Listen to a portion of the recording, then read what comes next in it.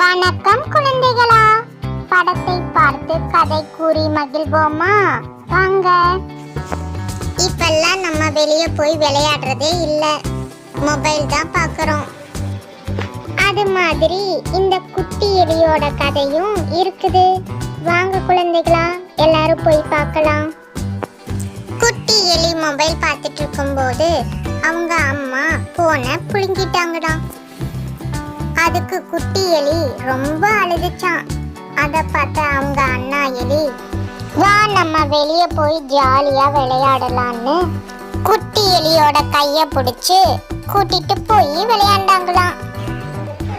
குட்டி எலியோட அண்ணா இலையிலேயே பீப்பி செஞ்சு ஊதி ஜாலியா 2 பேரும் விளையாண்டாங்களாம்.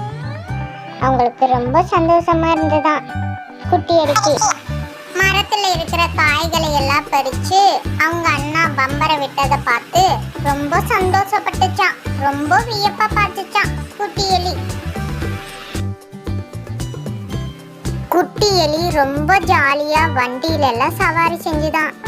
ரொம்ப சந்தோஷப்பட்டுதான் குட்டி எலி அவங்க அண்ணா கூட. குட்டி எலிக்கு ரொம்ப தண்ணி தாக அடிச்சுதான்.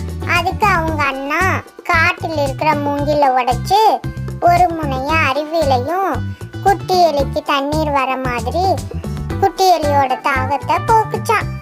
குட்டி எலி ரொம்ப சந்தோஷப்பட்டு தண்ணீரை குடிச்சுதான். ஆத்துல இருக்கிற மரப்பட்டையில 2 பேரும் ஏறி பயணம் செஞ்சாங்களாம். அப்ப பார்த்து மழை பெஞ்சுதான். குட்டி எலி ஒரு பெரிய இலையை எடுத்து கொடை மாதிரி வச்சனால 2 பேரும் ஜாலியா பயணம் செஞ்சாங்களாம். குட்டி எலி வீட்டுக்கு வந்ததும் ரொம்ப சந்தோஷமா இருந்துதான். அவங்க அம்மா மொபைல் பார்க்கறியான்னு கேட்டதுக்கு, நானெல்லாம் மொபைல் பார்க்க மாட்டேன் இனிமே. நான் இன்னைக்கு எப்படி ஜாலியா இருந்த தெரியுமா? இலையில பீப்பி செஞ்சு ஊதணும், அப்புறம் பம்பரம் விளையாண்டோம், அப்புறம் ஆத்துல எல்லாம் சவாரி பண்ணணும். ரொம்ப சந்தோஷமா இருந்துச்சு. இனிமேல் நான் மொபைலே பார்க்க மாட்டேன்னு அவங்க அம்மா கிட்ட சொல்லிருச்சான். அவங்க அம்மா ரொம்ப சந்தோஷப்பட்டாங்களாம். இந்த கதை ரொம்ப நல்லா இருக்கு. இது போல நாமளும் விளையாடுவோம். அங்க பைய சேனலை லைக் பண்ணுங்க, சப்ஸ்கிரைப் பண்ணுங்க. Thank you, bye bye.